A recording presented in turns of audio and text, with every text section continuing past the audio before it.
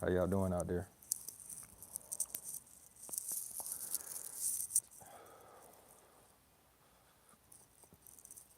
I ain't been on here in a minute. As a matter of fact, it's been a second since I went live. Come to think about it. But I got a little time, so I'm gonna sit out here and kick it with y'all. Sitting out here in the garage, as y'all can see. I got a I got a video that I got to do a little voice record on. Probably in about, I said about 20 minutes. I'll probably go in there and do it. I was caught up playing Call of Duty. Honestly, I ain't even gonna lie to you. I had got Call of Duty. What's that? Black Ops 6. And after playing it for a while, I'm like, this one, I should have just went on ahead and got Black Ops 3. So I actually saw it on sale at Walmart for 30 bucks. So I was like, I'm gonna go ahead and grab it. What up, Aunt? How you doing today? When you gonna come out to the range with me, man? You gotta get you some time off when you get a second to get off the computer at work. Come on, pull up, have a good time with me.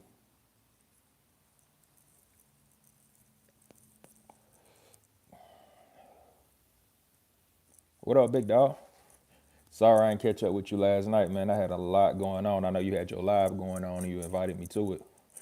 But it was a busy night. I ain't gonna lie to you. It was one of them kind of nights type of deal. It was just like a life. It was a life moment type of deal. So I couldn't get away to do nothing honestly. But I wasn't tripping though. It was some stuff that had to be done and had and all that kind of stuff. But yeah, man, I ain't doing too much. I'm just sitting out here chilling. I'm sitting in my garage. I'm gonna do a video after this. Well, I actually already recorded the video, so like I said, I just got to do the audio after that, which pretty much is gonna be like an audio dub over that I'm gonna do. So I'll probably run inside and do that in a minute. Other than that, that's pretty much it, man. Couple tasks to take care of around the crib that I already set up for myself to do. And that'll be about the most of my day. Honestly, I'm actually ready to eat. I'm starving. I ain't had nothing since breakfast time. All right, Dan, I don't know what you're talking about, but okay. That happened when the guys got sick. Damn. Okay, March 2nd. That's a bit. That's a bit. I'm gonna definitely try to tap in. As a matter of fact, I'm put it on my board so I know that it's get it locked into my schedule. Alabama Precision to watch PRS comp. How'd you like it? How'd you like the because I know you like the long range shooting. How you like it? Was it what you was expecting? I mean, I know you've done it before, so as far as the competition and do you see yourself going and competing in it, or at least being a part of it?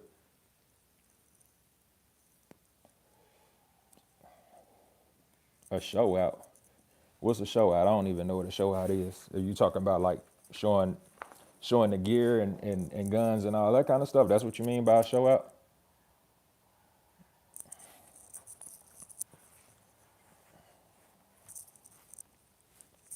What's up to everybody who just tapped into the chat, tapped into the live? I appreciate y'all for coming in here. Like I said, I'm pretty bored, so it ain't too much going on.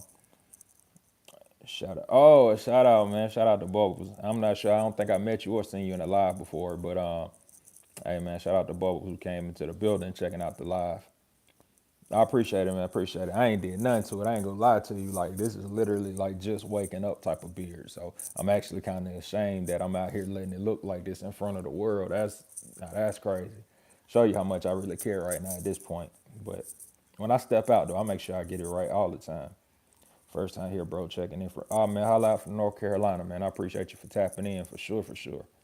For sure. I ain't been to North Carolina too much, but I've been to Raleigh, man. And Raleigh is so dope, man. I loved going to Raleigh. Actually was gonna try to move there at one point in time, but it was too expensive at the time. It's still expensive now for the area that I was looking at. What I put in my beard, honestly, I just go to Walmart, find different type of products, go to the hair stores and stuff like that. So I can't say anything specific that I stick with. I think Pantu. I think that's one of the companies that I rock with. Pantu. I think that's the name of it, and they got some real good moisturizer and leave-in conditioner and stuff like that. Hey man, if you're a racist, then go ahead and bounce up out of here. We ain't got time for that. Somebody said I look like my mother. I don't even know. I don't know who the hell that is, but I guess I do. Class and 6GT together with Ryan. Okay, yeah, because that's that PRC. That's what's up. That's what's up. Cocoa butter. I mean, I could use cocoa butter. West Riley near Carrie side. Yeah. Riley, man. I appreciate the time that I spent there, and people was right, the community was right. I was like in this little downtown area. I ain't too sure exactly what the name of it was in Riley, but man, it was popping, popping. I ain't gonna lie to you. A bed frame or a box. That's all. Somebody was asking what's behind me. It's just a box for a bed. It actually had the wood on it kind of broke a little bit, so I got to get it. I got to get it up out of here. We got a new one. I just ain't have a place to move the old one to yet. I appreciate it, boys. Appreciate it. Kevin Jackson, bros. The hog rider. I don't know nothing about no hog rider.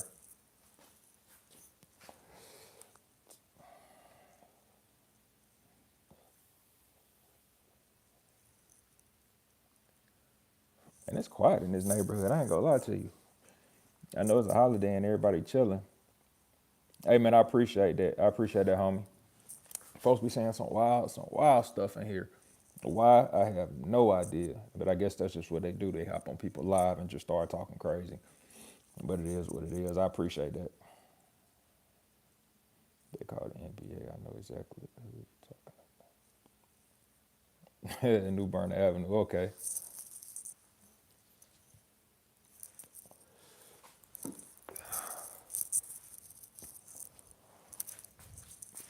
Sorry about that. What up, bro? What up, man? I ain't seen you in a minute, Alchemist. Man, I know it's been a minute since I had a live, so I definitely ain't seen you in a second. Hey, man, big love. Big love. Salute. Man, it's really boring out here today. I'm gonna flip it around so y'all can see, man. It really ain't nothing going on in this neighborhood. Quiet like I like it. I guess that's what we pay for, the serenity, peace of mind, knowing that you can leave your car outside with your keys in it and ain't got to worry about nobody riding off with your, with your stuff. So, yeah. Hey, I got an IG. It's NavyVet88. That's my IG. I ain't on it too much, but I'm gonna start trying to get more into it for real. But yeah, again, that's the Instagram is NavyVet88. So two T's, Navy Vet with two T's on the back end, 88. Trying to look, ain't no game. Weapon life for AR-15, Surefire Scout, Scout Mini, pretty much any Surefire product, honestly. I mean, I had ran with the TLR ProTac on my first rifle, and that was real good. Don't get me wrong. So you can't go wrong with the Streamlight TLR. I'm sorry, not TLR, Streamlight ProTac and the ProTac 2 HL. But as far as rifles is concerned, man, I'm gonna go with Surefire every time. That's a red that I haven't used yet. I really want to pull red up. Oh yeah, you got to come with me so you can go and get it zeroed for sure.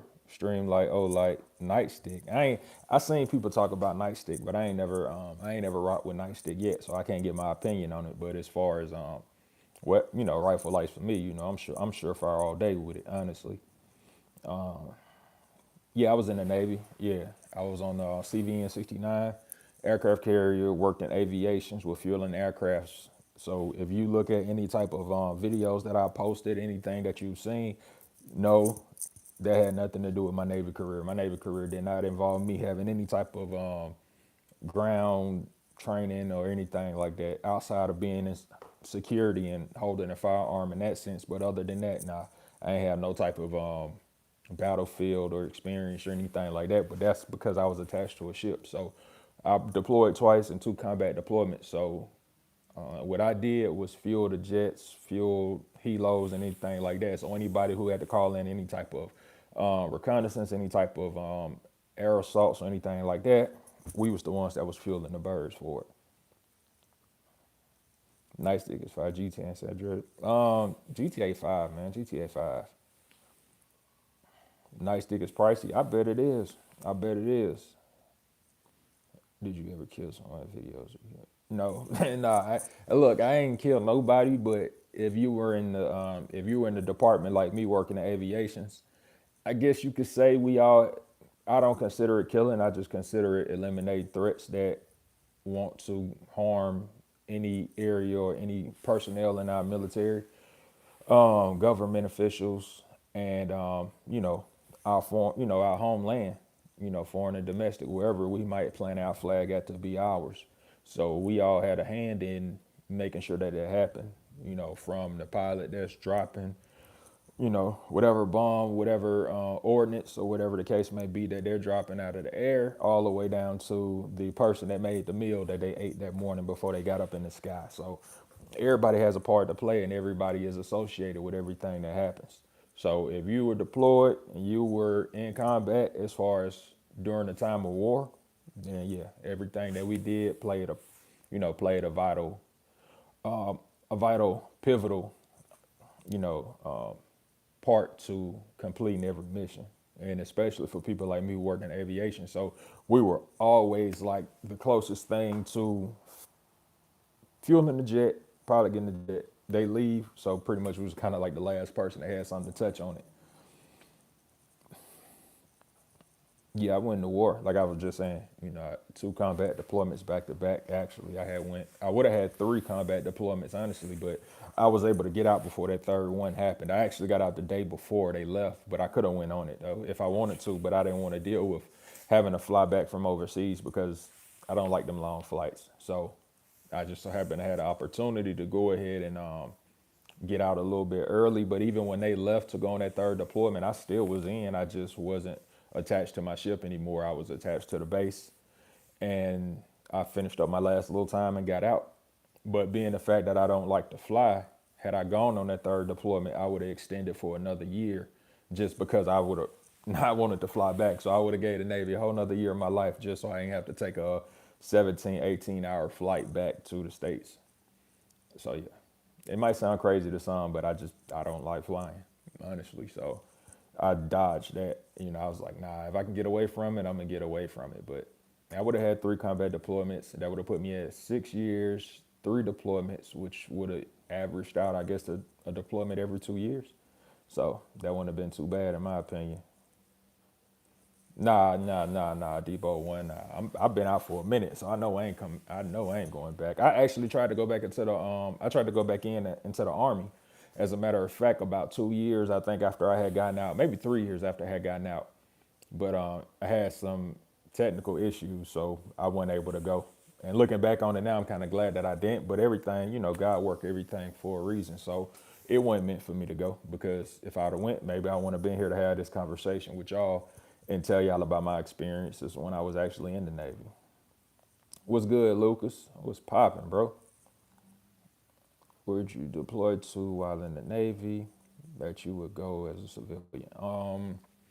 Well, we deployed out to the Persian Gulf, going through the Black Sea, or go through the Suez, Black Sea, Persian Gulf, all that. So as far as where I deployed to, we were stationed on the water. But as far as places that we stopped at, I would say Rome. I think Rome probably was the best place. Yeah, Rome. We went to Italy, stopped, hit the train, went out to Rome. So I think Rome probably be the place that I would go back to first. And after that, maybe like Abu Dhabi. After that, Dubai. After that, we was in like Marseille, France. So it was like off the coast. So France was straight. So I go back to France, but I'd rather go out to Paris or something like that if I did go back to France. Oh, the Reaper. What up, Reaper? What's popping, the Reaper? Hey, Reaper in the building, man. I appreciate you for popping in, man, for sure. Type shit. What the hell? Man, folks really be putting some crazy stuff in here. Hey, man, I appreciate the follow, Rick G. Appreciate it. Can you have Zens in your... Fuck it. What is Zens? I don't know what Zens is. I'm sorry. Tony Gilbert. Did you still have those coffin bunks? Yeah, we did. Yeah, we had them coffin bunks. And actually, having 3 men to a set of bunks. So you got a rack right here, a rack in the middle, and then a rack at the top. I think after so long, it becomes so normal. People kind of think that it's something that you'll never get used to. But I think it's easy. It's easy. And then plus, when I first got in the Navy, I appreciate that, Reaper, for the subscribe. When I first got in the Navy, and I think anybody first gets in, it's kind of like overwhelming at first when you first get onto the ship and you first go into your berthing. And it's if you've never known anything about the Navy, so you might not have known what to expect. But I'm telling you, man, after like a week, you get so used to it. And for me, when I first got to my ship, it was 2007. I didn't have my first deployment until 2000, end of 2008, I want to say. End of 2008 going into 2009 was my first deployment. So I had lived on the ship that entire time while we were in the ship. We was in Norfolk at first when I got there. Then from Norfolk, we went to Portsmouth to the shipyards, and we were in the shipyards for about a year, and then we went back over to Norfolk. So that whole entire time that I first started in the Navy for about a year and a half, I was living on the ship anyway. So by the time we got to going out on the water, it was nothing for me. So I'm kind of glad that I actually started living on the ship first versus going like some people I knew when I got in there, they ship, which was a West Coast ship, but they were stationed over on the East Coast because they were in the shipyards. They were actually living in like hotels and stuff like that. So they didn't even have to worry about being on the ship. So I'm kind of glad that I started out on the ship like I did. When I was in the 90s, we still had pipe racks. Oh yeah, get used to it. Never had such a good, best sleep ever. The best sleep ever. I ain't gonna lie to you. I almost never had an issue with going to sleep. Like now, I sometimes I have an issue with going to sleep in my own house, but being on that ship, mattress is about like that thick. Sleep easy, easy sleep. Hop in that mug, be gone, and don't let it be like a Sunday where we ain't running no missions and nobody has to get up basically and get up to work or anything like that. I forget what they call it. Sunday. Damn, it's not. I don't know why I'm thinking of the word reveille, but I can't think of the word that we call it on Sundays when we didn't work. When we would be like deployed and stuff like that, and if we have no flight ops or anything like going like that, we would just be chilling on a Sunday. I'm talking about sleeping good, sleeping in, ain't got to worry about nothing. Love it, man, love it. Thank you for reviewing the Recce bill. We talked to go about the shield lore, and I was just last week and working on my next bill. Hey man, I appreciate it, man. I'm glad you're working on your bill too, man. I think that's one of the funnest things you could do once you get into this is building out your own product, man.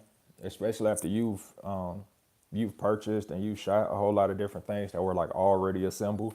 I think one part of it when it comes to building your own is it gives you that sense of like your personality is in it. It's kind of like exactly kind of similar to how you are. And at the second time, you realize that you might be to built something that's just as good, if not better than something that people are paying, 2 or 3 times as much for. But that's just my opinion, some people might not agree with that, but I think a lot of people just stick to the name. Let me see. Shout out. Oh, I appreciate that, man. Damon, what's that? Duboisen. I appreciate you for the sub, man. Thanks. I appreciate it.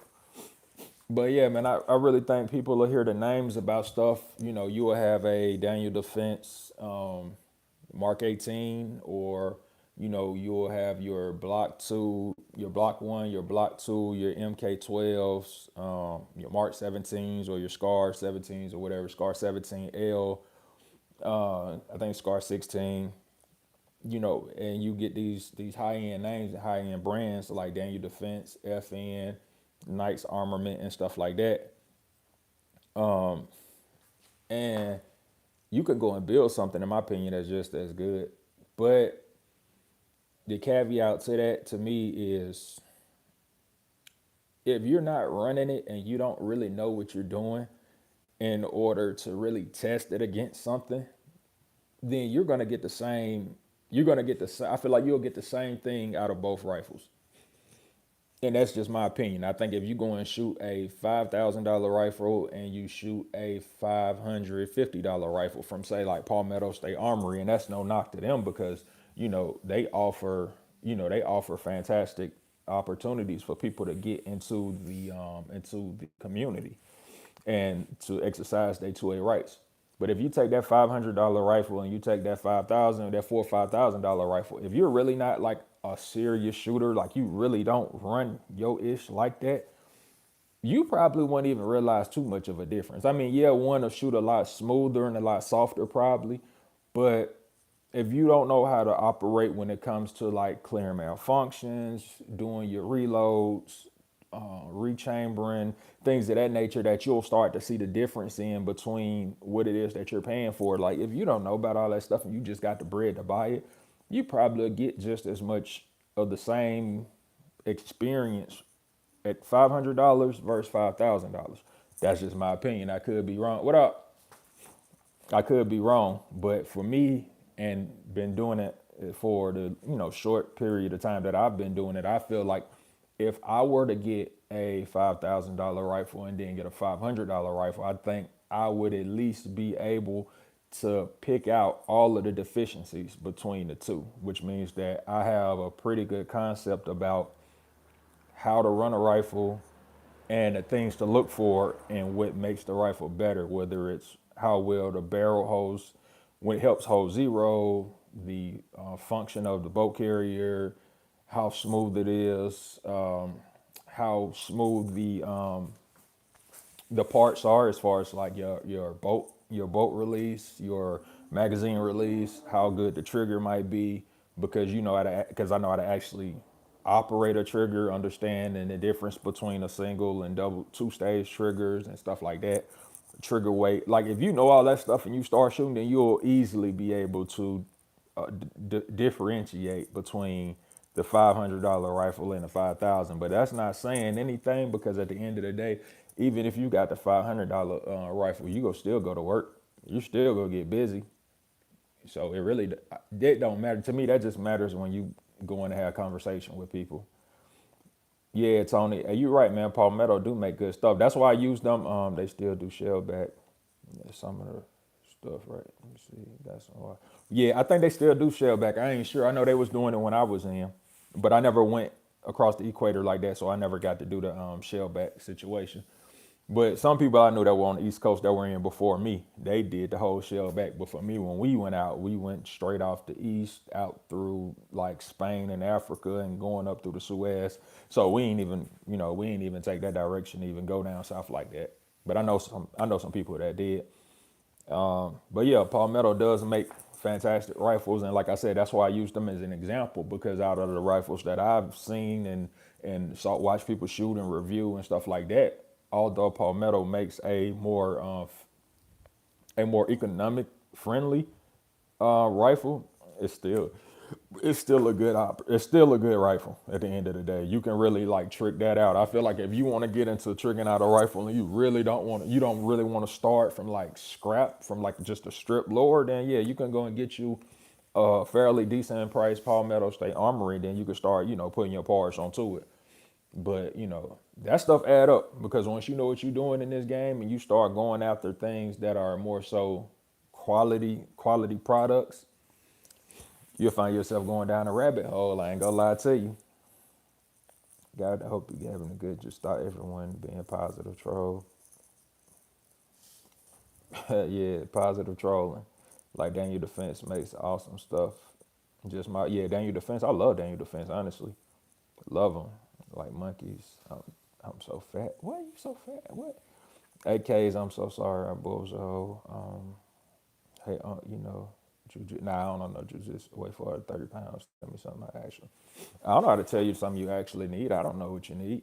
I'm not your guardian. I'm not your parent. I'm not your pastor. I'm not your rabbi.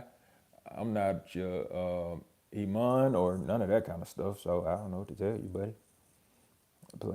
Everybody gets playing the Navy. There wasn't no chicks on the ship when I was in. I can only imagine. Yeah. I ain't gonna lie. To you. It was crazy on the ship. We was definitely, I guess you consider it like co-ed, when I was on the carrier. So if you was in the Navy and you was on the carrier, you already know how many thousand people on there when we actually deploy. So, and yeah, we didn't, it wasn't just like males like it was back before that's old Navy from what I know. Cause by the time I was in and getting ready to get out, they was trying to do co-ed submarines. I don't know how far they went with that. I never looked into the Navy Times to see if they actually did that. But as far as me being in, yeah, it was a co-ed situation. I won't say it was just as many women as it was men, but at the same time, you couldn't really tell because it was so many of us on there. So yeah, Get some play was cool. You know, it was easy. I'm glad that I did. Honestly, I'm glad that I didn't go into the Navy when it was all just males only on the ship, because I think I probably would have lost my mind just because of all of the testosterone buildup that was actually on the ship. Honestly, a lot of times there was a lot of females that kind of helped alleviate a lot of issues that we had and kept stuff a lot cooler than it would have been if they weren't around. So I think that was one of the best things as far as like morale and handling situations and all that. Yeah. It's co-ed. Everything is co-ed. From what I know, like I said, the only thing that I was knowing at one point in time that wasn't, the last thing I remember that wasn't, was submarines. But even when I was getting ready to get out, I heard that they were they were looking to go into co-ed submarines. Who ate dirt? I don't know what you're talking about. Ate dirt? You wilding right now. Whoever this is, AK guy. You wilding because you got AK in your name. So if that's for AK, as far as Kalishnikov type of AK, you wilding. You should do something else with your life. Their only male that was there. Males was on the ship. You ain't no failure. Whoever this is, Charlie. Ain't nobody no failure, man. Honestly, no failure. You get up every day, you got the opportunity to not be a failure, and you don't even have to do too much to be a success. Honestly, you get up, that's a blessing. You try to do something with your life, that's a succeed right there. Don't matter how far you go with it, even if it don't go your way, even if you fail, the attempt is the success. So you can't let nobody else make you feel as though you have to reach certain levels. I mean, we all got milestones, we all got goals that we want to achieve, but at the end of the day, man, giving 1% towards doing something in life, you're pretty successful. Do you like Ralph Michio? But I don't even know who Ralph Michio is. BMG Smith Myth. I don't know how to pronounce all that because it looked like a big old acronym. I hunt grizzly bears in Alaska. Hey man, that's what's up. That's what's up. You use which y'all use 10 millimeters when it comes to handguns on grizzlies. Is it grizzlies in Alaska anyway? I don't know. I ain't been on the West Coast like that. Outside past Las Vegas, Austria. What up, Austria? I was just watching. What movie was that I was watching? Oh, the Extraction. No, yeah, Extraction. And when they sent him to the little safe house on the second one, when I guess he, was trying to get his life back in order. He was living in Austria somewhere, smoking lamp.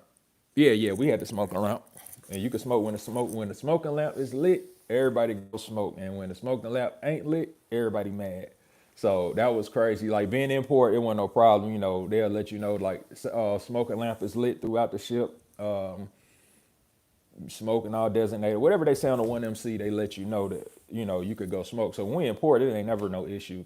But when you out to sea, especially when we running missions and running flight ops and all that stuff, like nah, ain't gonna be no smoking. They'll cut all that off, and then when it's time to smoke, everybody know what time it is when the smoke time come, and you'll just see the smoke pit just with like a whole line of people just like way down the hangar bay. Everybody waiting to get in there and smoke because them the only designated smoking areas. And for the most part, what I know, it was two smoking areas. It was one that was for the enlisted, and then it was another one that was for I think it was for like, let me see, E7 and above. I think so. It was like E7 and up, and then all of the officers or whatever the case may be. So that was pretty much from chiefs all the way up. But sometimes I've gone in there a couple times before with one of my chiefs, but it might have been like a lax, lazy day, not too much going on. Might have been talking to my chief, and they just told me like, come on with them and smoking, the officer smoking pit or whatever.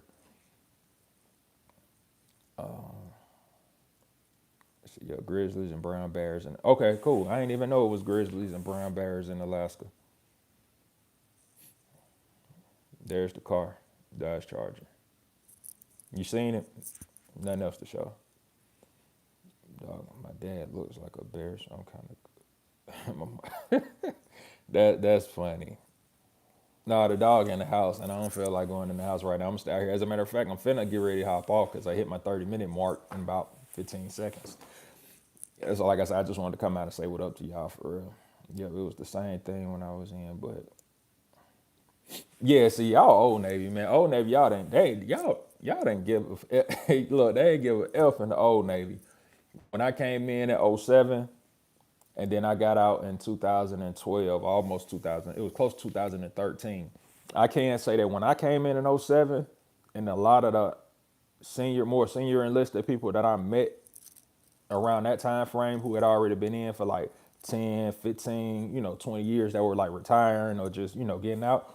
I can say one thing. The old Navy was nothing like the new Navy. And I felt like I came on like the crust of the old Navy going into the new Navy because by the time I got out, the stuff that they was doing was so different, bro. It was just going against everything that we initially knew coming in. So yeah, man, Old Navy, you could do all that. Smoke where you want it. I heard so many stories about Old Navy. Y'all just didn't care. It was like as long as the mission get done, as long as everybody do their job, we don't care what you do. So yeah, Old Navy. I kind of wish I was in Old Navy versus whatever this thing. And now, whatever this Navy is now, whatever this military thing is now, they can keep it. I would never enlist right now. Never enlist. Even if it was wartime going, so nah, I'm not enlisted. If anything, I'll go and work as a private contractor somewhere doing security, ground work and stuff like that for political figures and stuff like that. I wouldn't even go and enlist in the military. Like I said, I'll just go work in the private sector somewhere. I go get a government contract doing security. Yeah, I'm naturally bald. I actually just shaved my head last night. I don't know if you could see the hair, but yeah. If you look at some of the videos on my channel, go sub. You look at some of my older videos, you will see like, yeah, I got a whole hair. Like I could grow my hair out, get my waves and all that, but shaving my head is cheaper because haircuts just cost too much if you get your hair cut like I get it cut. So yeah, how big am I now? I don't even know what that's supposed to mean. You got to put a pause by that. Tony Gilbert, I'm gonna go ahead and let that one, cause hey Tony, they tried to keep me from posting that one. They was like, nah, we gotta censor that one. But yeah, it was zero F's given back when y'all was in. Zero F's given, and I could tell that from my senior enlisted when I got in, who were like chiefs already. I'm like, man, hear the stories, watch the videos, read the the books and stuff like that. I'm like, man, I came in too late. I wish I would have probably dropped out of school at 17, like soon as I turned 17 and just went on ahead and got my paperwork signed and went to the Navy. But I got in when I did my job, man, and we set a standard that I guess the government was like, nah, we don't like that standard. It's too raw and raunchy. We got to change that. All right, I'll see you later, man. Head back to work. I'm about to hop off too. I go to see Wisconsin Sale and Fire. It was That's what's up. That's what's up. I was stationed down in Pensacola, so that's where the Blue Angels fly at. So for a lot of people, they get to see it at like the I forget Tiger Cruise, and they let you bring your families and stuff. But I was in Florida, so I used to see them flying train every day, damn near every day. So it went. And then I worked in aviation, so I was right by the flight line where they would, fly out do their thing. So it wasn't even nothing spectacular for me. After years later, when people would go and they come up to Virginia and all that, I was like, okay, cool. It wasn't exciting to me. I was like, oh well, albino. I won't say that's crazy. Albino is albino. Yo, yo, WSG. I don't know what that is. Um, but as for this,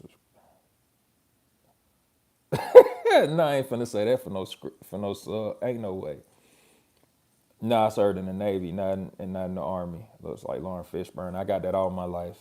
If they do a remake to Boys in the Hood, I'll shave his beard down and I'll go play Furious Styles. No questions asked. Look, I'll probably do it for free just to be on camera. Yep, good old Tiger Cruise figures when we family comes. Good, yeah. It was a good time. It was a good time, man. We used to have them Still Beach picnics when we was deployed. So I do miss the Still Beach picnics, Mr. Handsome. Hey, I appreciate it, man. Thank you. It ain't nothing done to it, but I appreciate it.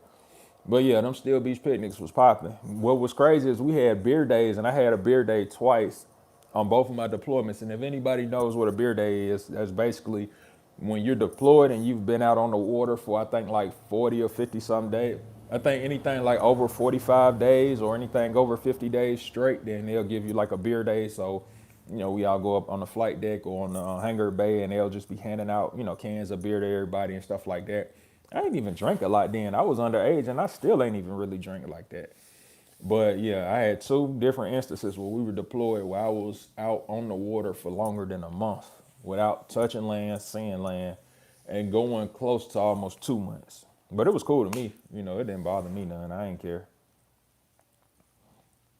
I like what? See, I got a store. They sneak a beer in the vending machines back.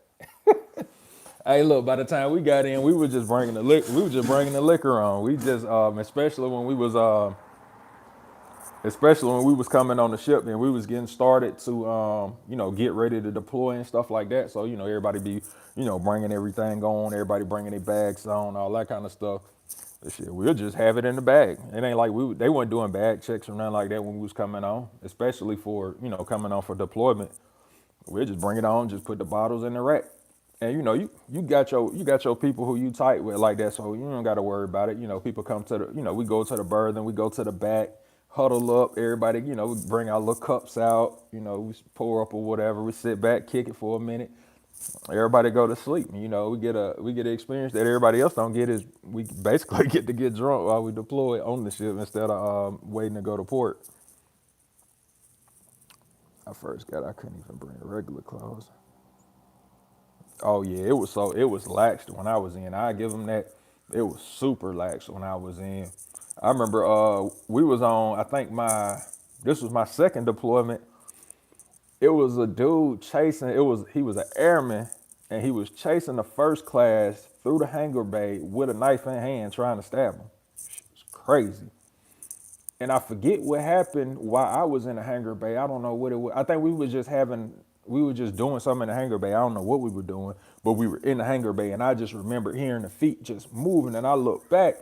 Old boy is just running, and then next thing you know, it's another dude. He got the knife in the hand. He trying to chase him down so he could stab him, and then behind him was the security forces chasing him down. So when he realized he couldn't catch up to him by the time he got from hangar bay 3 to hangar bay 2, he just like jumped and just laid on the ground and threw the knife. He just like threw the knife, so you could see the knife like bouncing off the side of the non-skid and just bouncing off to over the side of the elevator or whatever. And then they put the cuffs on him, took him to the brig and all that. But I say that to say it was so lax that people had the blaze on the ship, all that, the liquor on the ship, drugs. I mean, you name it, we had it. Honestly, it's a bad thing to say, but it was that lax like that. He had masks like right there. Like he had masks on site. Like I think he ain't even go to DRB or XOI. Like they sent him like straight to the skipper, went straight on restriction. I think he was on restriction for, let me see, I think he did 45, half months pay times 2. But he didn't get kicked out though. Surprisingly, I don't think he got kicked out. I think he was still in after that. The only people I know that got kicked out were people who like did some robberies, and one of my homies, he had popped on the urinalysis for cocaine and he got kicked out. And I'm trying to think of who else I know. It was a female I knew that she popped on the urinalysis too and she got kicked out. But it just all depends on your command. Some people get kicked out, some people just go on restriction.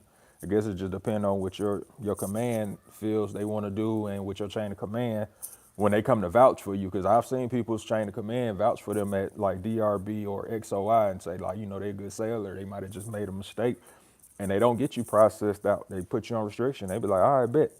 You right back in there. That's not a serious question. It's crazy. Yeah. Your day was, but in your day, y'all. From what I heard, y'all could just put hands on people and it was all good. Y'all could just keep rolling.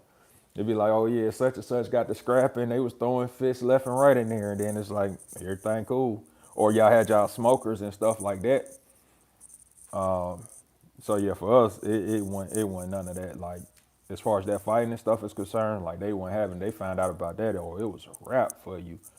But we still got it in if we had to, though. We still got it in.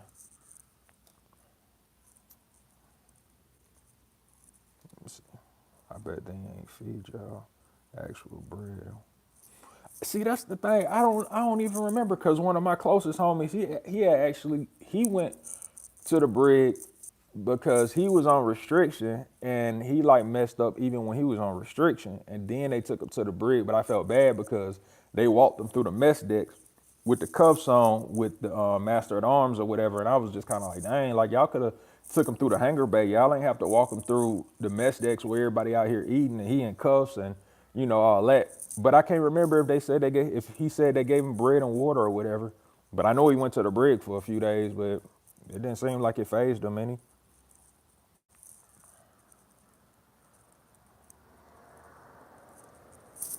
Yeah, yeah, for sure.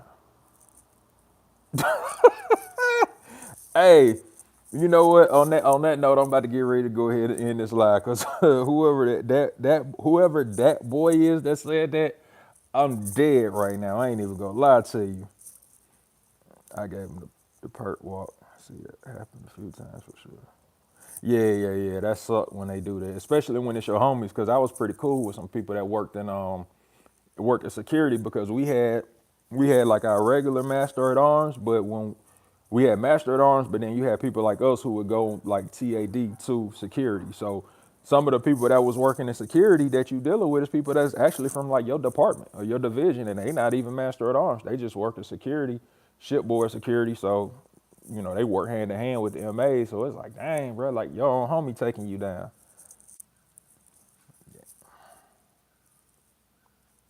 That was wild to say that. Wild Maverick prepping and survival. Hey, hope you subscribe, bro. I'm finna go check your channel out too.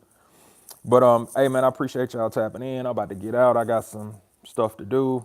Be on the lookout. I got a video that's probably gonna pop off in about maybe 2 hours, depending on how fast I can get this audio together for the video. I already got the visuals together, so only thing left is the audio. So I'm pretty sure it's not gonna take too long for me to record that, stamp it onto the video, download it, and then post it on here. So be on the lookout if y'all still watching right now. Be on the lookout for that video.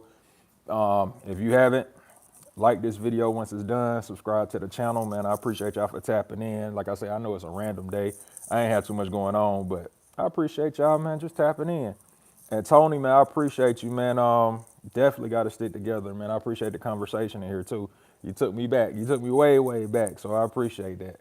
I needed that today. I needed that reminiscent type of thing. It really took me back to my old days. So I appreciate it, man, for sure, for sure. So hey, y'all get a chance, man, go follow Tony Gilbert. If he got a channel, he got content or anything like that, go check his channel out for sure. But that's all I got. I'm gonna holler at y'all boys.